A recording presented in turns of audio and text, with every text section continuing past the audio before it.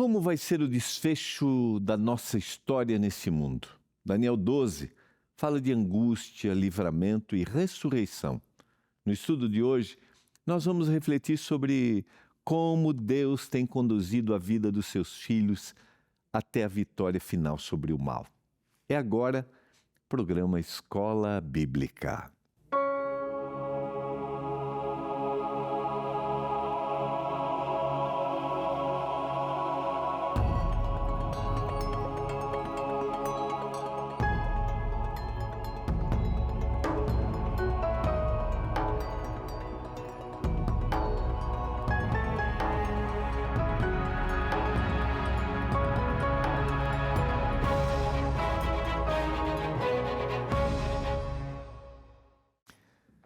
Olá, como é que você tá? Tudo bem? Que alegria! Estamos começando o programa Escola Bíblica, aqui na TV Novo Tempo, canal da Esperança, concluindo mais uma semana da nossa temporada Eventos Finais.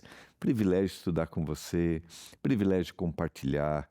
Nosso objetivo, a gente dá explicações, a gente compartilha, mas nosso objetivo é te motivar a estudar a Bíblia. Então você pode pedir sua revista, né, que você vai ter os temas, e aí você senta com a sua Bíblia aí do lado e você lê, sabe? Mergulha no texto bíblico, como a gente procura fazer aqui. Você já pediu sua revista? Ainda não? Aqui no programa Escola Bíblica a gente estuda as nossas revistas de Esperança. Então você pode ligar agora, está aparecendo o telefone da Escola Bíblica, nossa equipe fica até 10h30 da noite e ela vai atender você. 0 operadora 12 21 27 31 21. 0 operadora 12 21 27 31 21. Peça sua revista Esperança Eventos Finais, não tem nenhum custo. Você vai receber sem custo aí na sua casa e eu tenho certeza que vai ser uma grande bênção, tá bom? Hoje é o nosso último dia da semana e eu sempre convido você nesse último dia a se programar para que o próximo sábado você esteja na igreja adventista mais perto da sua casa. Quero convidar você. Fiquei muito feliz que ontem eu li uma mensagem de uma pessoa que falou assim: vou procurar saber qual é a igreja adventista que está mais perto de casa aqui para eu conhecer. Você vai ser bem-vindo. Entra no site, olha, está aparecendo, virar para cá que daí eu fico mais perto aqui, ó. Está aparecendo aqui, ó, encontreumaigreja.com.br, tá? Você vai descobrir qual é a igreja que está lá, chega lá e diga: eu sou telespectador da Novo Tempo, assisto a Novo Tempo e eu estou aqui, quero conhecer mais da Palavra de Deus. Vai ser bênção, leve sua família, serão momentos especiais. Talvez você congregue numa outra comunidade, mas você vai ser bem-vindo, tá bom? Vamos orar e vamos ao nosso estudo de hoje. Ontem faltou um pouquinho de tempo, né? Mas a gente vai hoje estudar um pouquinho mas com mais tranquilidade e resgatar um pouquinho do que faltou ontem, tá? Vamos orar? Senhor, nós estamos juntos para estudarmos a palavra mais uma vez.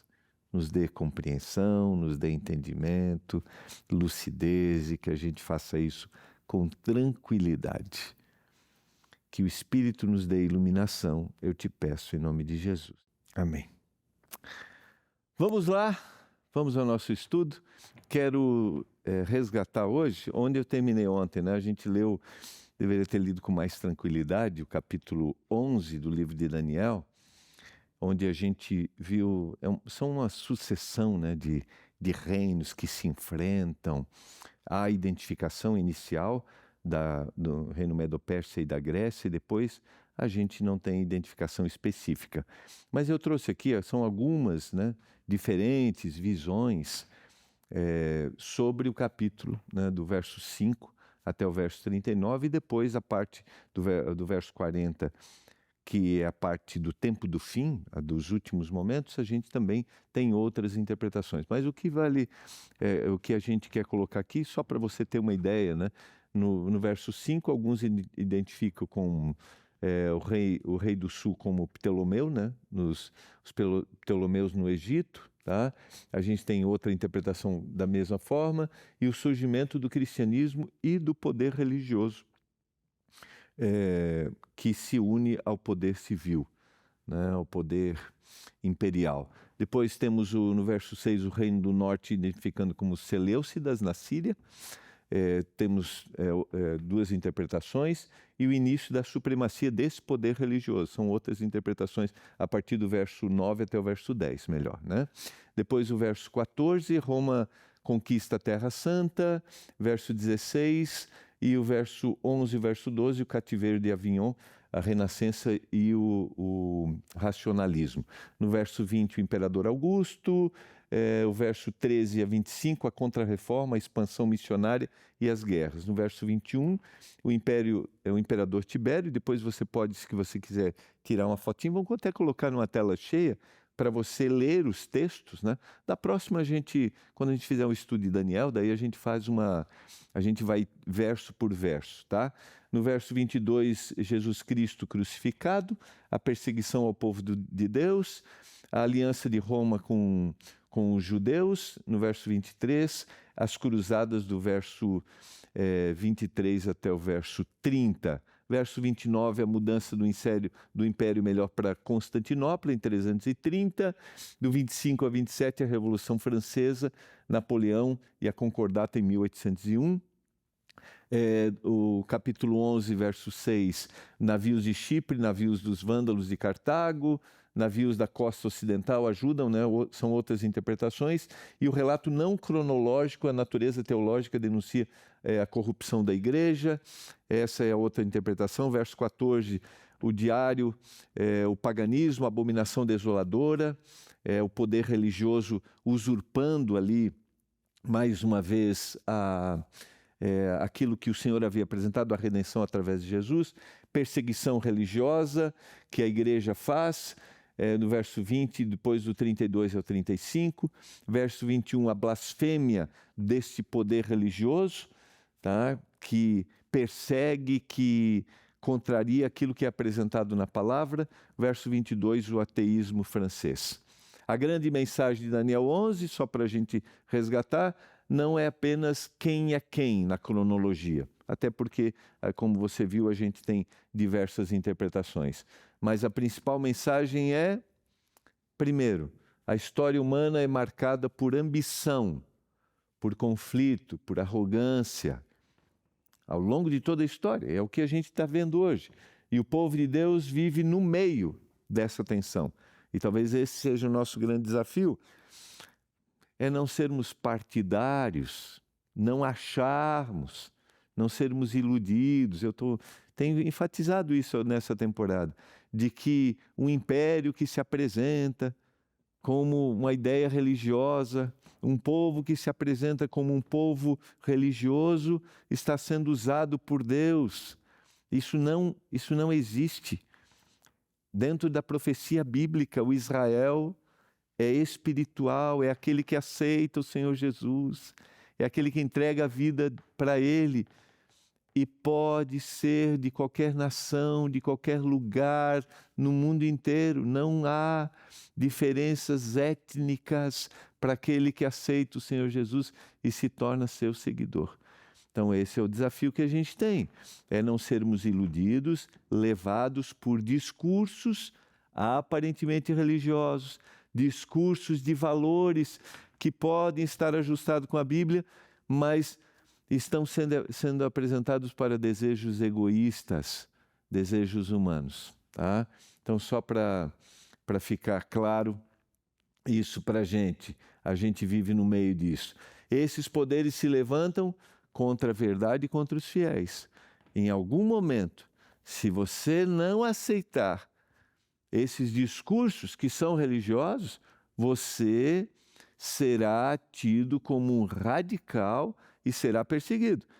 E isso aconteceu no período da Idade Média, e isso se repetirá no momento final da história. A gente vai ver o início do capítulo 12. Né? Haverá um tempo de angústia, haverá um tempo de perseguição, como foi no período da Idade Média. Aquele que contraria será chamado, né? Pode ser chamado, a linguagem de hoje, que, né, se eu não aceito o que está sendo me imposto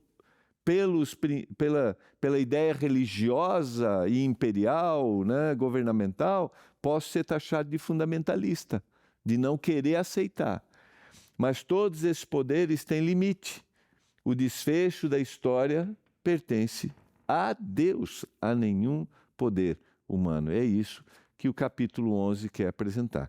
E o capítulo 12, na realidade, o início do capítulo 12, ele é uma continuação do capítulo 11.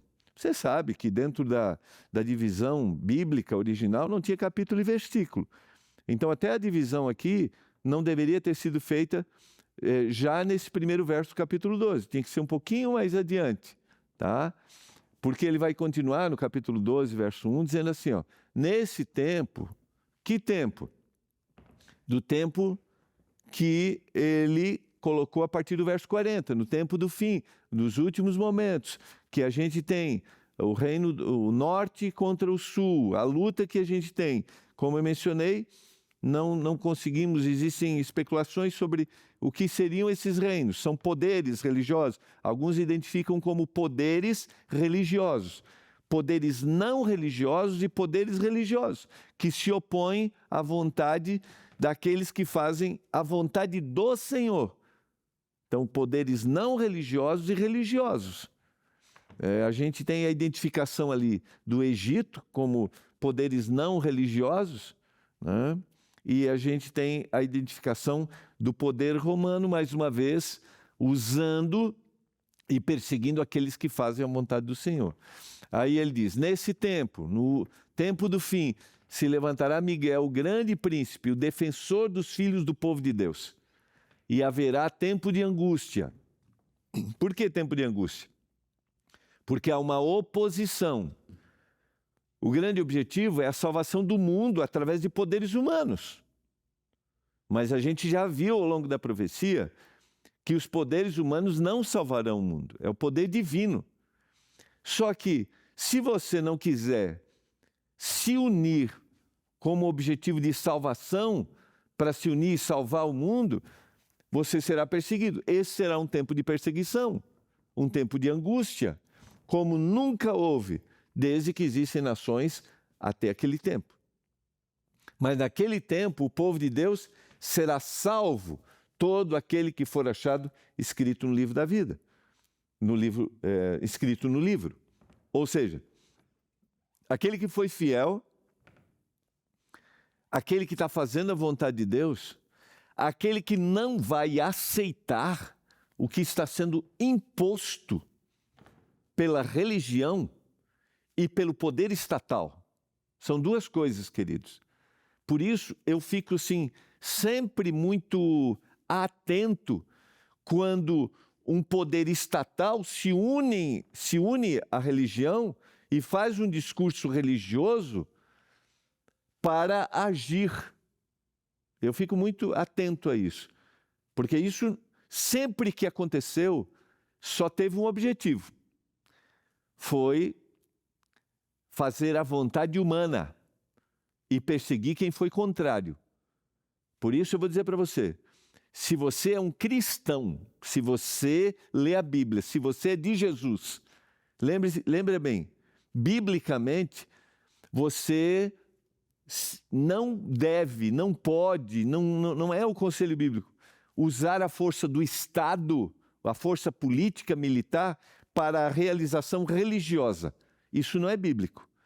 Então fique atento para não ser motivado por isso, porque isso sempre aconteceu como imposição e quem foi contrário foi perseguido, foi destruído. E isso se repetirá no final da história. Então, não levante bandeira.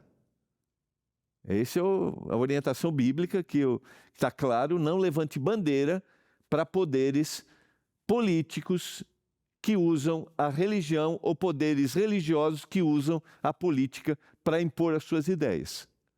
Tá? É isso que o texto está dizendo. Haverá uma perseguição, mas o povo de Deus será salvo, aquele que for achado escrito no livro. muitos dos que dormem no pó da terra, e aqui, por que eles serão libertos? Porque vem Miguel, é Jesus Cristo que se apresenta mais uma vez. Lembra o que a gente estudou no capítulo 8? Melhor, no capítulo 9? Que Miguel se apresenta mais uma vez como aquele que salva, como aquele que redime. E vem o Senhor Jesus. E muitos que dormem no pó da terra vão ressuscitar. Uns para a vida eterna, outros para a vergonha eterna. E aqui a gente se reporta ao que está lá no Evangelho de João. Só para lembrar, eu sempre faço a citação desse verso e às vezes eu cito errado. Vamos ver aqui, não, está certo aqui, capítulo 5 é que eu erro o verso. Capítulo 5, verso 26 ao 29. Não vos maravilheis disso, porque vem a hora em que todos que se acham nos túmulos ouvirão a sua voz e sairão. Os que tiverem feito bem, para a ressurreição da vida, e os que tiverem praticado mal, para a ressurreição do juízo. Então aqui nós temos a ressurreição. Se a gente vai para Apocalipse capítulo 20, a gente sabe que a ressurreição, ela acontece em 2 momentos. Mas aqui nós podemos também interpretar como uma ressurreição, um momento especial mesmo para aqueles que foram grandes perseguidores do cristianismo. Eles ressuscitam para ver a glória do Senhor. E a ressurreição definitiva do juízo acontecerá depois do período dos 1000 anos. Dá para entender? Quando Jesus vem, há a ressurreição da vida eterna. E outros vão ressuscitar para a vergonha eterna. Podem ser aqueles que perseguiram o cristianismo, que vão ver a glória do Senhor, eles dormem e acontece depois a segunda ressurreição que João fala no seu Evangelho e no Apocalipse, que é após o período dos 1000 anos. Mas o que é mais importante aqui? A certeza do cumprimento profético, a ressurreição. Os que forem sábios vão resplandecer como o fulgor do firmamento, e os que conduzirem muitos à justiça vão brilhar como estrelas, sempre e eternamente. Talvez aqui esteja o nosso grande desafio como pessoas que dizemos ser seguidores do Senhor. Qual é o nosso grande desafio? É buscar discernimento, sabedoria. É saber agir diante desse cenário, como nós vimos ontem no capítulo 11. Como a gente hoje trouxe a introdução. Tudo está acontecendo, todas as coisas estão acontecendo, e aqueles que são fiéis estão ali, eles não estão alienados. A gente, querido, não está alienado do que está acontecendo na história. E a gente precisa ter discernimento para saber qual é o caminho, como eu me posiciono. E eu vou dizer para você, o maior posicionamento que você pode ter chama-se fidelidade à Bíblia. Seja bíblico. Seja bíblico. Não vá na onda do discurso. Não vá na onda do discurso, muitas vezes, da igreja. Sabe? Quando eu digo da igreja, eu não estou dizendo aqui que não é importante você estar na comunidade. É porque muitos discursos institucionalizados são contrários à Bíblia, contrários à palavra. Principalmente aqueles que fundamentam sua sustentação em poderes humanos. E o que vai nos sustentar é o poder da palavra. Sabedoria. Quanto a você, Daniel, encerre as palavras e cele o livro até o tempo do fim. Muitos vão correr de um lado para o outro e o saber se multiplicará. No final, Daniel, o que o Senhor está dizendo aqui? No final, muitos vão querer entender, o saber da profecia vai se multiplicar. Por isso, esse livro é para ser entendido nos últimos momentos da história, Daniel. É o tempo do fim, é o que aconteceu ao longo da história. E se você fizer uma análise histórica, queridos, a gente tem uma busca intensa, nos últimos no último século, nos últimos 150, 170 anos, a gente tem uma busca intensa por entender os livros de Daniel e Apocalipse. O Senhor já está fazendo a predição disso, a previsão do que iria acontecer. Então, nos últimos dias, o saber se multiplicará, as pessoas vão querer conhecer. E por isso nós estamos compartilhando com você, por isso que a gente produz o material, por isso que a gente quer que você entenda, para a gente não ser iludido. E eu quero entender cada vez mais. Por isso, diante dos cenários, vá para a palavra. Vá para a palavra, o que o Senhor está dizendo aqui. Então eu, Daniel, olhei, e eis que outros 2 estavam em pé às margens do rio, um de cada lado. Um deles perguntou ao homem vestido de linho, que estava sobre as águas do rio: Quando se cumprirão estas maravilhas? Quando acontecerá o fim? Quando acontecerá a ressurreição? Então ouvi o homem vestido de linho que estava sobre as águas do rio. Ele levantou a mão direita e a esquerda ao céu e jurou por aquele que vive eternamente, dizendo: passarão um tempo, tempos e metade de um tempo. E quando tiverem acabado de destruir o poder do povo santo, essas coisas todas se cumprirão. Está resgatando aqui a profecia dos 1260 anos que nós já estudamos, que vão marcar o final dela, 538 a 1798, vão marcar o tempo do fim. Um tempo, 2 tempos e metade de um tempo, a contagem de um ano, 2 anos e metade de um ano, dentro do tempo profético, 1260 dias. Verso 8. E eu vi, mas não entendi.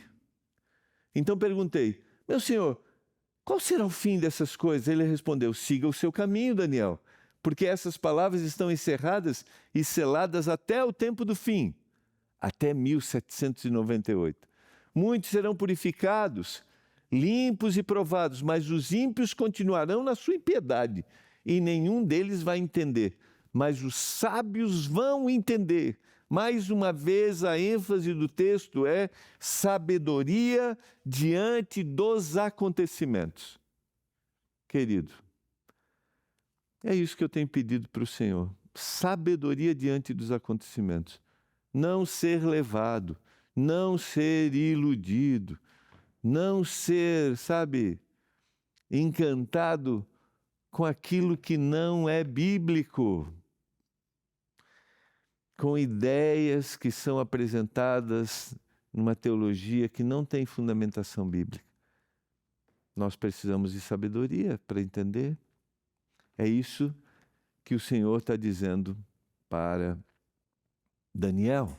A sequência do texto: depois do tempo em que o sacrifício diário for tirado e a abominação desoladora for estabelecida, haverá ainda 1290 dias.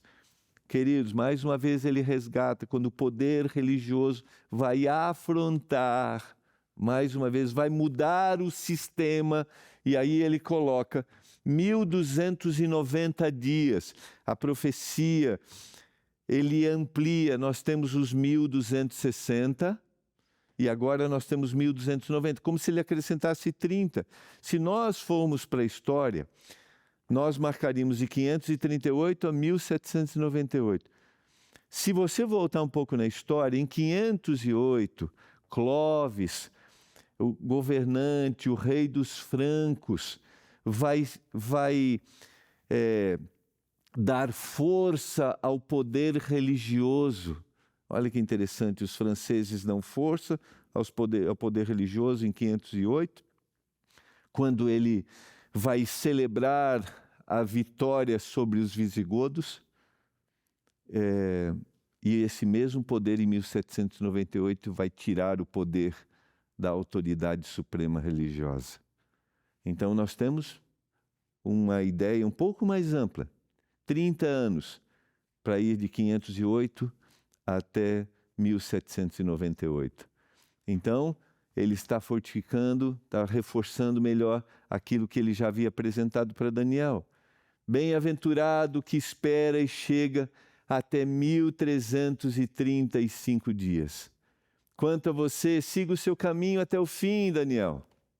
Você vai descansar ao fim dos dias, vai se levantar para receber a sua herança. 1335 dias, vejam, está dentro do mesmo escopo profético, só que agora ele está ampliando aqui, ampliando 35 dias, e nós vamos até 1844. Queridos, 1843, 1844, quando nós temos o final do cumprimento profético das 2.300 tardes e manhãs. Isso dentro da grande profecia. Mas o que o Senhor está dizendo? Daniel, eu estou no controle dessa história. Lembre-se, Daniel, cada data estipulada vai ser cumprida. E ele diz na segunda parte do texto, Daniel, e esse texto para mim é muito forte. Você vai descansar. Você vai dormir o sono da morte, Daniel. Você não vai ver o cumprimento dessas profecias. Mas ao fim dos dias, Daniel, você vai se levantar para receber a sua herança. Esse é um dos textos mais claros do Antigo Testamento sobre a intervenção final de Deus, queridos, antes da restauração. A história não termina abandonada a ação dos poderes humanos. Há um momento em que Deus age de forma decisiva. O livramento não é aleatório, ele está relacionado à relação com Deus. Deus não se esquece dos seus. Em meio ao caos há uma identidade, há um pertencimento, há um cuidado. Deus revela o suficiente para sustentar a fé, mas nem tudo de uma vez. Nem toda resposta é imediata. A fé envolve confiança, que ainda será plenamente compreendida. A escatologia bíblica não termina em cálculo, mas termina em esperança. O chamado final não é para decifrar tudo, mas para permanecer fiel. Daniel não termina com respostas completas, mas com uma certeza. Vale a pena permanecer fiel. A história, queridos, pode ser marcada por conflitos, mas o final foi revelado. Deus conduz tudo por uma coisa só. Chama-se restauração. Daniel, você vai dormir o sono da morte, mas você vai acordar. Essa é a certeza quando a gente olha para o grande conflito, quando a gente olha para o tempo do fim, quando a gente olha para os eventos finais, a certeza da promessa de que Jesus voltará e a terra definitivamente será transformada. Eu quero orar para que essa mensagem traga esperança para você, paz para o seu coração. Busquemos sabedoria. Pai, obrigado por essa mensagem. Nos dê lucidez, discernimento, para a gente não ser iludido, levado, mas que a gente seja bíblico, que a gente seja fiel à Tua palavra, que a gente confie nela. Eu clamo por isso, meu Deus, para que um dia a gente reencontre também os queridos que dormiram o sono da morte. Em nome de Jesus. Amém. Que a bênção do Senhor esteja sobre você, esteja sobre sua casa. Quero te desejar um final de semana muito, muito, muito feliz. E a gente se vê segunda-feira aqui no Escola Bíblica.